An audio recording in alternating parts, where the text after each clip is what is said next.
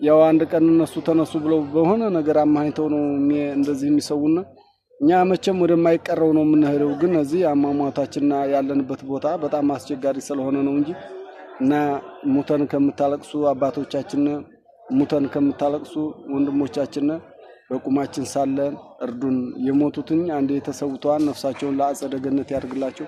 እኛም ያው እንግዲህ ተዘጋጅተን ነው ያለነው። እንግዲህ እናንተ ሰምታችሁትኝ እናንተ አስተያየት ሁሉን ነገር ሰጥታችሁትኝ ከዛም በኋላ የፈለገ ነገር ይሁን ፈጣሪ የመጣ መቼም አይመለስም። ግን እግዚአብሔር ለሰውን ሰው ነውና የሚልከው የሃይማኖት አባቶቻችን ወንድሞቻችን እርዱን፣ በእውነት ተራዱን። በፈጣሪ ዘንድ ነው ይሄ ዋጋ የሚከፈለው እንጂ እኛ በገንዘብ ወይም በጉልበት ረድተን ለእናንተ ልንከፍል ሳይሆን ይሄ በነፍሳችሁ በሰማይ በፈጣሪ የሚገኝ ነገር ነው። እኛም ሰርተን እንመለሳለን ብለን ነው አስበን የመጣ ነው እንጂ በዚህ መቅረታችንን አላሰብነውም። ይሄ ነገር ገጥሞናል። የነሱ ዜጎች ግን 200-300 ኪሎ እየተያዘባቸው በስራት ተፈርዶባቸው እየወጡ ነው። እኛ ግን 8 ኪሎ 7 ኪሎ ከ10 ኪሎ በላይ እየተያዘበት የለም። እኛ በግፍ እየታረድን ነው ያለነው። በቃ መንግስት የሌላችሁ ጥያቄ የሌላችሁ እየተባለ እየታረድን ነው ያለው።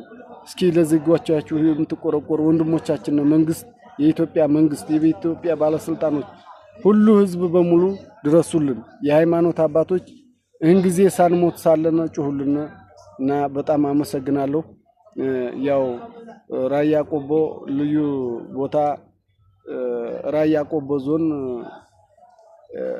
ወረዳ 010 ቀበሌ ወረዳ ራያ ቆቦ ቀበሌ 010 ዞብል የሚባል አካባቢ ነው። እኔ ተወልጄ ያደኩት የራያ ቆቦ ልጅ ነኝ እና የነፍስ ያለ ድረሱልን። እንግዲህ ያው ይሄንን ሪከርዳችንን እናንተ አሁን እየጮሃችሁት ያላችሁ ጩኸት በጣም አሪፍ ነው። ለኛ ተስፋችን እሱ ስለሆነ በቃ ይሄን ነገር ባጭር ቀን መፍትሄ እንዲሰጡ እነሱ ባጭር ቀን በቃ ሁሉንም ፈጽመው ሊጨርሱ። ውድ ተመልካቾቼ እንግዲህ መግቢያዬን እንዳያችሁት ብዙዎቻችሁ አንዳንድ ኮሜንት ስር በተለይ ስደት ላይ ላሉ አሁን ላይ በተለይ የሞት ፍርድ እየተጠባበቁ ላሉ ወገኖቻችሁ እንግዲህ በተለያየ መንገድ በፌስቡክም በቲክቶክም የተለያዩ ሰዎች ድምጽ እየሆኑ ይገኛሉና ሰላም እንዴት ናችሁ? ደህና ናችሁ ወይ? እኔ በጣም ደህና ነኝ፣ እግዚአብሔር ይመስገን።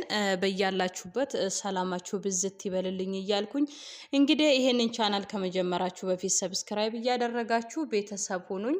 እንግዲህ መግቢያ ላይ እንደሰማችሁት እጅግ በሚያሳዝን ሁኔታ ወንድሞቻችን እንግዲህ የድረሱልን ጥሪ ብዙ እያቀረቡ ይገኛሉ። ግን እንደ ወትሮ ብዙም ድምጽ እየተሆነላቸው አይደለም እያየው እንደሆነ። በእርግጥ አንዳንድ እንቅስቃሴዎች የተለያዩ ምህረት እንዲደረግላቸው እንደሰማችሁት በተለይ የሞት ፍርድ ሊቀበሉ ቅጣታቸው ሊቀበሉ እየተወሰዱ 8ም 6ም እያሉ በተለይ ይሄ ነገር አብዛኛው ጊዜ ትኩረት የሚደረገው ኢትዮጵያ ላይ ነው ማለት ነው። እባካችሁን በምትችሉት ሁሉ አሁንም ድምጹንላቸው። በተለይ ባለፈውም ሁማን ሪሶርስም ዘገባውን አውጥቶት ነበረ።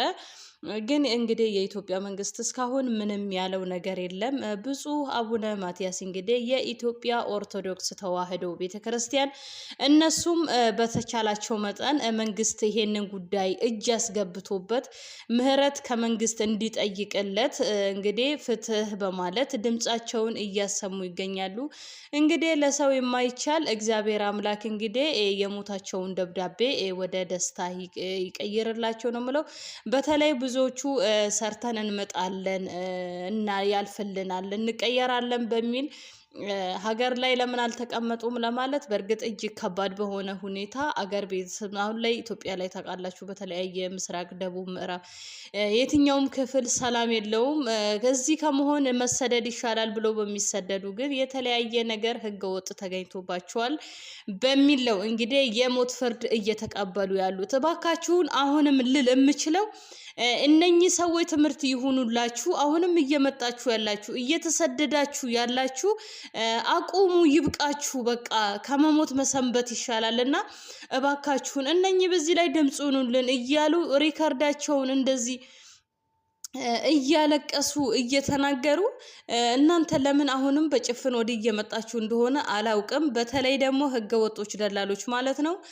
እነኚህ ልጆች ገንዘብ አልቀበልህም ይሄንን ህገ ወጥ የሆነ ነገር አሻግር ድንበር ብላችሁ ለሚስኪኑ ሰው እየሰጣችሁ ያ ነገር ከተያዘ እሱ ላይ የሞት ፍርድ የምታስፈርዱባቸው እባካችሁን ከእንዲህ ያለ ስርዓት ተቆጠቡ እባካችሁን ነው የምለው። የእውነት እጅግ በጣም ያሳዝናል። እኔ በቅርቡ ከማቃቸው ወዳጆቼ ወንድሜ መንገድ ደርሷል ይለኛል አንድ ወዳጄ ማለት ነው።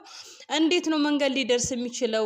ስለመቷልና እንግዲህ በሰላም ይግባ። አይ ያሰጋይ ሌላ ነው። ምንድነው እንደዚህ ደላሎቹ በጉልበት ገንዘብ አንቀበልም ይሄን ያህል ግን ይዘህ ግባ ብለው ሰተውታል። ስለዚህ እግዚአብሔር ያስመልጠው አስመልጠው አናቀም። እንግዲህ በተስፋ እየተጠባበቅን ነው ብሎ ከ20 ቀን በኋላ ይሄ ልጅ እግዚአብሔር ረድቶት እግዚአብሔር በደሙ ሸፍኖት በሰላም መግባትና ህይወቱ መትረፍ ችሏል ማለት ነው። ምክንያቱም አብዛኛው አሁን ላይ እየተረዳሁ ያሉት ሳይፈልጉም እዚህ ጉዳይ ውስጥ የገቡ ልጆችን እንዳሉ ነው። በቃ ሳይፈልጉ ገንዘብ እናገኛለን ሰው ያለ ገንዘብ አሻጉሩ ሲባሉ እነሱ የመጡበትን ኮቴ ያለ መክፈል በዚህ ሁኔታ እየገቡ በተለይ ብዙ አሁን ላይ ችግር እየተፈጠረ ያለ በየመን ላይ እህቶቻችን እየመጡ ያሉ ታፍነው ሳይፈልጉ ወልደው ተደፍረው ብቻ እንዲህ ያለ ነገር መንግስት ቢያስቆምልን በቃ ክትትል ቢደረግ በተለይ በህገ ወጥ የሚመጡ ሰዎች ላይ